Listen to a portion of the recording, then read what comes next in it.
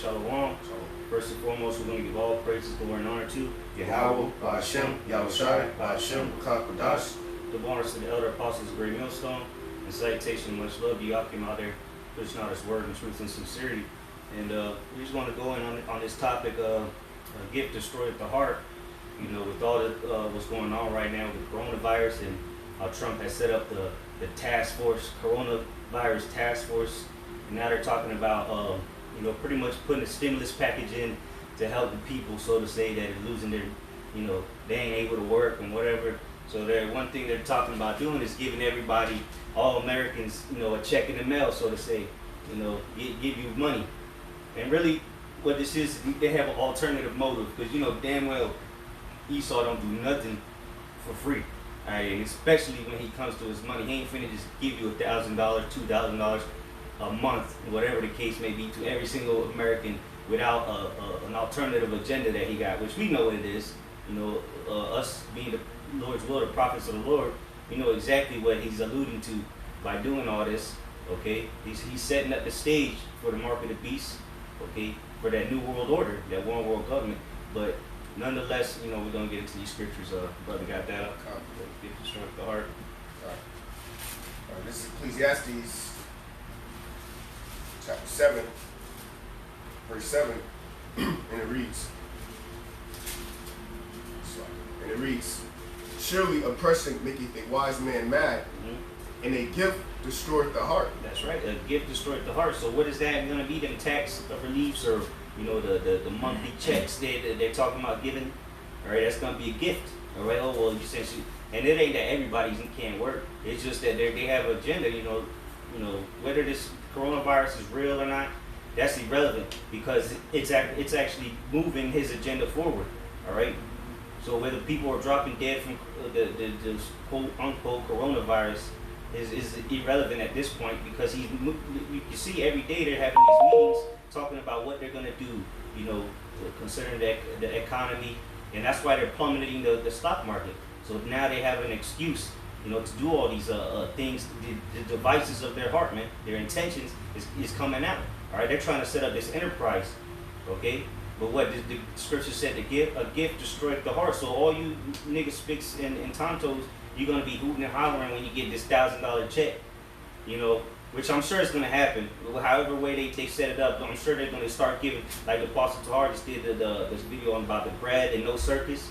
All right, they're gonna start give you bread. They're gonna toss you a check, and the niggas are gonna be doing backflips, man, because they're gonna try to stimulate the economy, get people spending. Okay, but what? That's really gonna ultimately be for your demise, because he's programming you right now to accept their assistance. And then ultimately they're going to unveil that mark of the beast, all right? Because soon you ain't going to be able to cash that check in, all right? You ain't going to be able to, you know, go to the local Amscot and take that $1,000 check and get some cash for it, all right? Soon it's going to be like, well, if you want to continue to receive assistance, all right, from the government, you're going to need to come down here and get that mark of the beast. So ultimately, this gift that he's giving you is destroying your heart, meaning your mind, all right? He's setting you up for the okie doke. Got something? Yeah, something real quick. This is Proverbs 17 and verse 23. You have it? Proverbs 17 and 23. A wicked man taketh a gift out of his bosom. It's like taketh a gift out of the bosom to pervert the ways of judgment. That's right. So he's trying to pervert your ways of judgment, and ultimately, what's that judgment that he's trying to pervert? That you choosing the correct judgment when he mandates, all right, this mark of the beast, which is the RFID microchip, all right? Because what he giving you this money out of the bottom of his heart. Bullshit. This devil ain't giving you that shit at the bottom of his heart. He's looking out for you. Hell no, man. He's trying to overthrow your ass. That was it on that? Yeah. Now, let's go to that Sirach 12 now. Yeah, Sirach 12, and you start at 12. All right, because this is what ultimately actually start at 10.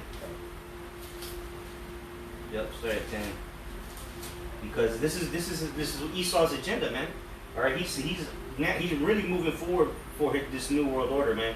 Because notice this didn't just happen in America. All right, the coronavirus didn't just happen in America; it happened everywhere. All right, throughout the whole world. You got all these countries talking about getting rid of cash, all right, because it might contain the virus. Some countries right now ain't even taking cash. You know, they're just using credit cards. And guess what? You still have to touch the credit cards and then touch the little machine to put your PIN in and all that. Wouldn't it be just easier just to swipe your hand and keep it moving?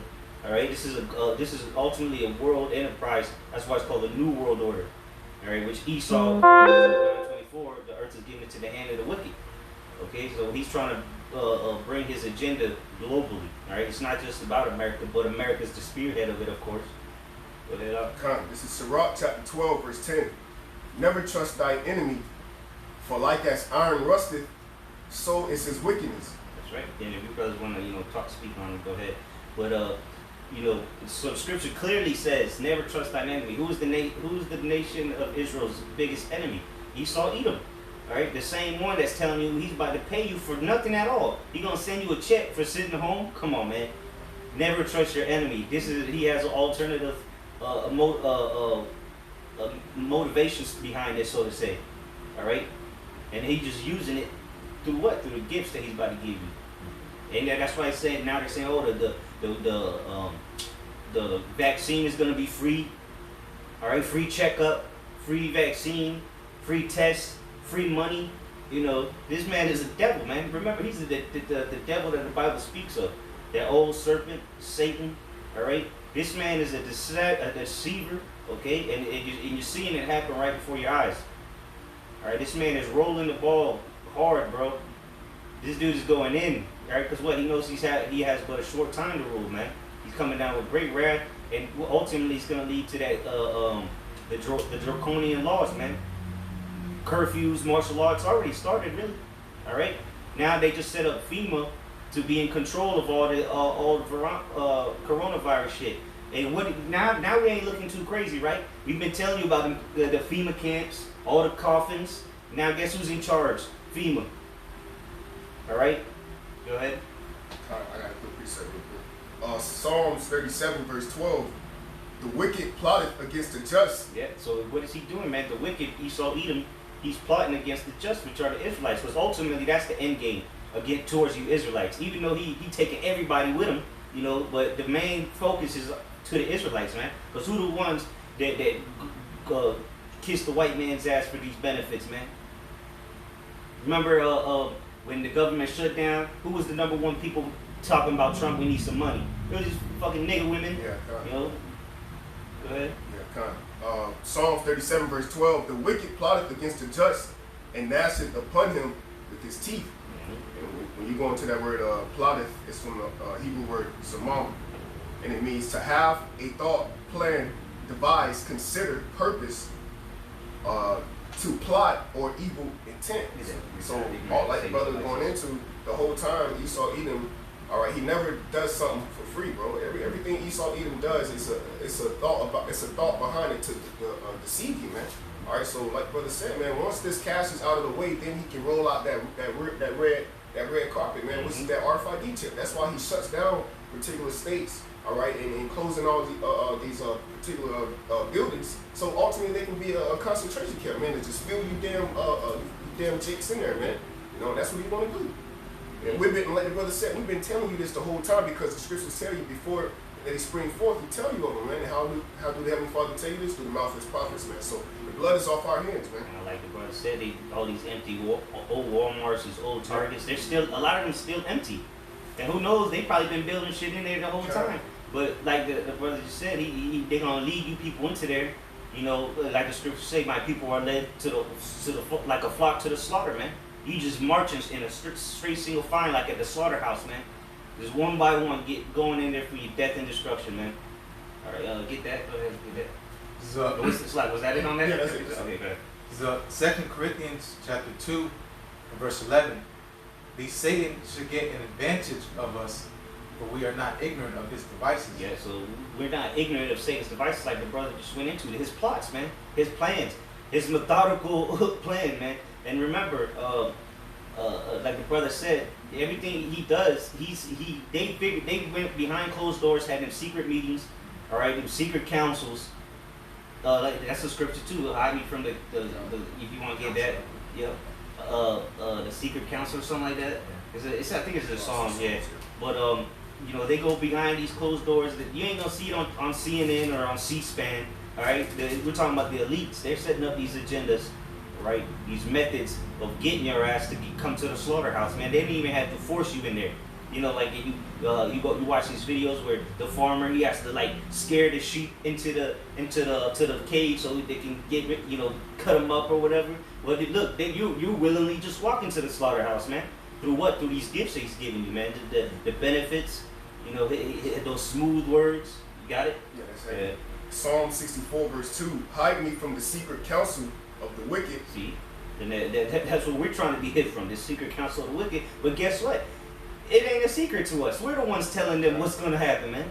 The Lord's the one. That's the Lord's agenda. This ain't Esau is just doing the will of the Heavenly Father. And guess what? We know the will. All right, we know it ain't a secret counsel to us. You know, we know exactly what you're doing. Go ahead. From the insurrection of workers of iniquity, who wet their tongue like a sword and bend their bows to shoot their arrows, even bitter words. Yeah, because that's the words he gives unto you, man. His words are sharp as arrows, man. Remember the scriptures say that the tongue, you know, how's it go? The tongue is damn. Yeah. There's another one, but I can't think of it right now. But you know, nonetheless, that's how Esau deceives you, man. What he tells you, the bullshit, the rhetoric that he spews out is how he gets you. All right, and then what? He gives you these gifts. But ultimately, he has a game plan to stab your ass in the back, man. That's why the scripture said, "Never trust thine enemy." That this man is he putting on a front.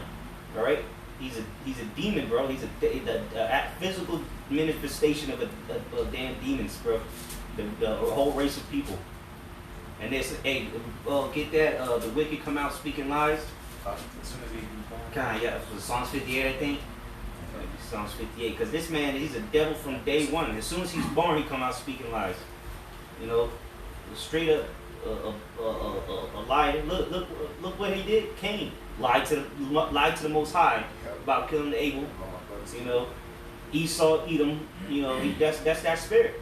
Go ahead. So Psalm 58 and 3, the wicked are estranged from the womb. Yeah, they're estranged from the womb. Before they're even born, man. Go ahead. They go astray as soon as they be born, speaking lies. They go astray as soon as they be born, man, speaking lies. Remember the scripture say his soul in him is not upright. Esau Edom's the truth can't get right, man. He's contrary to everything the Lord stands for. Yeah, he's contrary to everything the scriptures stand for. He's contrary to righteousness. He's contrary to life. Go ahead. Yes. I got something for you. Psalms 55, I'm start verse 20, point is 21. He that put forth his hands against such as be at peace with him, he hath broken his covenant. The words of his mouth were smoother than butter. Yeah, he broke. What's a good example of that? Look what happened with all the covenants he made and treaties he made with the Native American Indians. He slaughtered them, man, and supposedly coming in peace, making peace treaties. Bullshit. This man is a maniacal liar. He's a habitual liar, man. He'll straight up lie to your face and give you a big ass smile, and then hug you, and then walk away. As soon as he walks away, he's already thinking of how to overthrow your ass, man. Go ahead. But war was in his heart. War is always in this man's heart, man. No matter what he tells you, know that your enemy, Esau Edom, all right. This man's always got war in his heart. He's always trying to plot on you. Go ahead. His words were softer than oil, yet were they drawn swords. That's why it's again. We're gonna go back to the Sirach. Sirach. Never trust thine enemy, because he got a sword. He got the dagger right behind his back, man. As soon as he sees opportunity, he gonna shank you, man. Go ahead. Sirach 12 and 10. Never trust thine enemy, for like as iron rusteth, so is his wickedness. Though he humble himself and go crouching, yet take good heed of him. Beware of him, and thou shalt be unto him as if thou hast wiped a looking glass, and thou shalt know that his rust have not been altogether wiped away. That's right. So the scripture said that though he humble himself, and we're going to get another piece. I think somewhere in there, Psalms 10, talking about how he humbles himself. Might be a little down or something. Let me see here. I know it's in Psalms 10 though. Because this is what this man's currently doing, man. He's humbling himself. Because remember, just a couple weeks ago, they were going hard at each other, man. The Democrats and the Republicans, a couple months ago, trying to impeach Trump and shit. And now they're all coming together. Oh, they're all humbling. Yes, 10 kind. That's what it. And then look at them now, man. They're humbling themselves. Go ahead. This is Psalm chapter 10, and verse 10. He croucheth and humbleth himself. Actually, what's the line say? Yeah, go ahead. Yep. Psalm chapter. Yeah, you go up a couple of verses actually. Yeah, wherever you want to stop. This is Psalm chapter 10 and verse 5. Verse 5. His ways are always grievous. Thy judgments are far above out of his sight. As for all his enemies, he puffeth at them. Then tell me that ain't the self-proclaimed white man. Esau Edom. Go ahead. Verse 6. He has said in his heart, I shall not be moved, for I shall never be in adversity. That's the mentality of Esau Edom. He said, hey, no, not remember the Titanic? Not even God himself could take it down.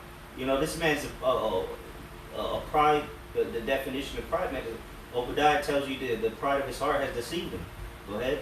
Hey, real quick, that guy Oppenheimer, what did he say? He said, "I become the destroyer of worlds, man." And that's after because Oppenheimers were the ones that financed the Manhattan Project. All right, got all the scientists together to create the atomic bomb. Go ahead. Verse 7. His mouth is full of cursing and deceit and fraud. This man's like the brother read over there. His words are smooth as butter. The war was in his heart. All right, because he's lying to you. He's deceived. He's deceiving you. He's fraud. He's a fraudulent man. He's not only does he tell you frauds, he committed identity theft, the biggest fraud story on the planet. Man, he took on our nationality. Go ahead. Under his tongue is mischief and vanity. Mischief and vanity. This man this is what you seen on the news these last couple of days, these last couple of months. There's nothing but mischief that this man is doing. Go ahead. Verse 8. He sitteth in the lurking places of the villages. In the secret places doeth he murder the innocent. His eyes are privately set against the poor. Yeah. Now who he's trying to help? He's trying to help all the poor that can't may not be able to pay their bills. So now he want to sign a stimulus, trillions of dollars stimulus package to help the poor out. Because the rich don't need the help. It's the poor that needs the help. And who's the majority of the poor? Really, the poor is talking about the Israelites. All right, when the scripture talks about the poor, all right, blesses the poor, in Matthew chapter 5. All right, that's talking about the Israelites. And who consisted of the poorest on America, man? It's the Israelites. Go ahead. Verse 9. He lieth in wait secretly as a lion in his den. He's looking. Why is a lion hiding secretly in the den? Because he's looking to take his prey out. All right. Go ahead. He lieth in wait to catch the poor. He doeth catch the poor when he draweth him into his net. Yeah, and that's what he's trying to get you with, man. He's trying to draw you into that net, that snare, the trap. So he can. Once he gets you in that net, you ain't getting out of it, man. And how's he drawing you in there with all this the gifts? The gift destroyeth the heart. He's trying to draw you in, bait you in with all his. Now he's trying to humble himself, act like he care about you. When history shows that contrary to that. Go ahead. Verse 10. He croucheth and humbleth himself, that the poor may fall by his strongness. Verse 11. He has said in his heart, the Most I have forgotten. Yeah, that was it pretty much. All right. Go back to, just wanted to prove that humbleth part. Go back to Sirach now. Sirach chapter 12 verse 12. Set him not by thee, lest when he hath overthrown thee, he stand up in thy place. Neither let him sit at thy right hand, lest he seek to take thy seat. And that's what he did. Yeah. And now he's trying to take you out completely, man. Trying to make you worship him as if he's the Most High. Go ahead. And thou at the last remember my words, and he pricked therewith. Yeah. So at the end, after he bamboozles you and gets you, and then that you thrown in a concentration camp, then you're gonna remember the words of the Lord. Then you're gonna remember that those prophets on the corners, those crazy guys with bed sheets, we're telling you this was gonna happen the whole time. Told you not to trust the enemy. Now it's too late. You've already entered into the snare. You've already got caught in the net. So nobody can do nothing for you now. Because what? It's the scripture talk about woe unto you that go down to Egypt for help. You went to the wrong place. You was looking for love in all the wrong places. All right. When the love was smacking you on the street corner spiritually, telling you to wake up, trust in the Lord. All right. Seek the Lord for help. Don't seek the damn devil, the enemy for help. That's like you in a MMA fight. You gonna go to the other corner, during the intermission or whatever. The bell rings and you're gonna go to the other corner for help. Man. That's your enemy. Go ahead. Sirach chapter 12, verse 13. Who will pity a charmer that is bitten with the serpent, or any such as come nigh wild beast? Yep, nobody's gonna pity you, man. Here it is, you've been playing with venomous snakes the whole time. Remember, we read that his words are venomous, poisonous, sharp as arrows. Well, guess what? He about to strike you, man. And then what else to say? Such as come nigh wild beasts, man. You know damn well you shouldn't be playing with a wild tiger, man. And he mauls you to death. Nobody's gonna feel sorry for you. Well, it's nobody in their right mind would. These bug outs might set up a candle vigil for you, with prayers. A man in their right mind is not going to feel sorry for somebody that went out and seek death. You tempted the Lord, so guess what? You play with the bear, you're going to get bitten by the bear. Go ahead, out. Continuing on, verse 14. So one that goeth to a sinner and is defiled with him in his sins, who will pity? Yeah, so you go into the man of sin, the son of perdition. No one's going to pity you, and you get entangled into his nonsense. We sure as hell ain't going to feel bad for you. Go ahead. For a while he will abide with thee. For a while he will abide with thee. That's what he's doing now. Go ahead. But if thou begin to fall, he will not tarry. So once he gets you, he ain't going to tarry for you no more. He ain't going to abide with you, help you no more. He got you already. His agenda has been accomplished. His device has been fulfilled. Go ahead. An enemy speaketh sweetly. The enemy speaketh sweetly. Oh, they speaking real sweet right now. Every day they're having these meetings, the updates or whatever, and they're speaking real sweetly. Talking about they're gonna help you this. We're trying to help get rid of the virus. That it's gonna be okay. No, it's not gonna be okay. Not for you people. Not for the 2/3 of the nation of Israel. Not for the rest of you heathen. All right, the enemy is setting you up, man. He got you right where he wants you. Go ahead. An enemy speaketh sweetly with his lips, but in his heart he imagineth how to throw thee into a pit. That's right, man. He's patting you on the back, rubbing your back, making you feel nice and warm inside. But he's looking how to throw you into the pit, man. And that pit's gonna be concentration camps. All right, martial law, quarantines, all that. All right, and don't forget about World War III, man. All right, because right now what they're doing is making you trust the government. All right, so like that, when they start telling people you got to go overseas, people are just like they did during 9/11. Niggas was signing up to go overseas.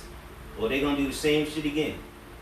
Because remember, World War III is still gonna happen. Coronavirus ain't stopping the war. All right, as we speak, people are getting bombed over there in Iraq, in Syria. Okay, go ahead. He will weep with his eyes. Mm-hmm. Look, they weeping on TV. Oh, it's a pandemic. We need to all come together. Americans need to come together so we can, what they call social distancing and this and that. We need to all come together. He's acting like he's weeping with you and shit. Crocodile tears, as they call them. Go ahead. But if he find opportunity, he will not be satisfied with blood. Mm-hmm. The blood ain't enough for this devil. He wants your soul. He wants you to worship him, and he's finding the opportunity to do so with this coronavirus whole situation. Verse 17: If adversity come upon thee, thou shalt find him there first. Mm-hmm. Adversity is coming upon you, and guess who's there to the rescue? Eat, bitch, nigga, eat. He's right there. Go ahead. And though he pretend to help thee, so he's pretending to help you. Oh, we're gonna do vaccines. We're gonna send you money. All right. Gasoline is cheap. Go ahead. Yet shall he undermine thee. So he's trying to undermine you, man. He's trying to overthrow you. All right. Go ahead. He will shake his head and clap his hands and whisper much and change his countenance. Yeah, so he's changing his countenance, acting like he ain't really trying to overthrow you, man. That's what a deceiver does, man. Go ahead. Yeah, that's what That was it, fam. You got something up? Yeah, real quick. This is Psalm chapter 5, in verse 9. For there is no faithfulness in their mouth. Their inward part is very wickedness. Their throat is an open sepulchre. They flatter with their tongue. So that's why it says in Sirach 11, take heed of a mischievous man, for he worketh wickedness. This dude's up to something. It looks like he's doing well. No, he's doing bad. There's no way, like, who can make an unclean thing clean? How can this man ever do good? Look at his track history. But it gave example of all the Native Americans. Okay, this whole time this man's been on the scene, he's going to be flattering and giving flattery so he can rock you to sleep, and he comes with that sword. And that's what he's going to do to this world, and they're going to get caught unawares, Yeah, because remember the scriptures say that he is the sword, the Lord's sword. So the Lord's going to come clean, he comes swiping with his ass, man. All right, just this one last time. All right, even for you Israelites that are going to help to the devil, are going to help to the enemy, you're through. You're supposed to go to help to the Most High, man. So we'll finish off on these last scriptures. Brother, want to grab Isaiah 41 and 10, and then Psalms 124 and 8. Because our help is Yahweh Ba'ashem Yahweh Shai, all right, our Redeemer, our power, all right, not the decrepit bases of men. Go ahead. So Isaiah 41 and 10. Fear thou not, for I am with thee. Yeah. Be not dismayed, for I am thy power. I will strengthen thee, yea, I will help thee, yea, I will uphold thee with the right hand of my righteousness. That's right, man. So that's plain and simple. That doesn't need to be broken down. That's plain unto the righteous anyway. The Lord is our help, man. The Lord is going to strengthen us. All right? That's who we need to go to for help. All right? That's who we need to call on in the time of trouble. That's who we got to lean on when the shit gets bad. And really now, we're supposed to be seeking the Lord while he may be found. All right? Can I start from verse 7? Yeah. Psalms 124, verse 7. Our soul is escaped as a bird out of the snare of the fowlers. The snare is broken, and we are escaped. So, when all hell breaks loose, Yahweh Ba'ashem Yahweh Shai is going to defend his elect, man. The Lord said, all right, and you got to, mention that to Yahweh Ba'ashem Yahweh Shai. You said you was going to deliver me, man. And that's what the Lord is going to do. He's going to be with his men, Verse 8, it says, our help is in the name of Yahweh Ba'ashem Yahweh Shai, who made heaven and earth. There you go, man. So that's where our help is in, man. As scripture tell you, the name of the Lord is a strong tower, and the righteous run into it. So our help is in the power of who made the earth and the heavens, made everything. All right? The King of Kings, the Lord of Lords. That's who's going to help us in these last days. Not Esau, Edom. Esau's the one that's going to put his foot up your ass. All right? So, that Lord's one is edifying. We're almost out of here. Prophecies are speaking loud and clear. They're not tarrying anymore. They're here. They're happening. It's moving. All right. So with that, we're going to give all praise, glory, and honor to Yahweh Ba'ashem Yahweh Shai Ba'ashem Rakakadash. Double honors to the elder apostles, great millstone, and salutation. Much love you, Akion, Muwakla Ball. Shalom.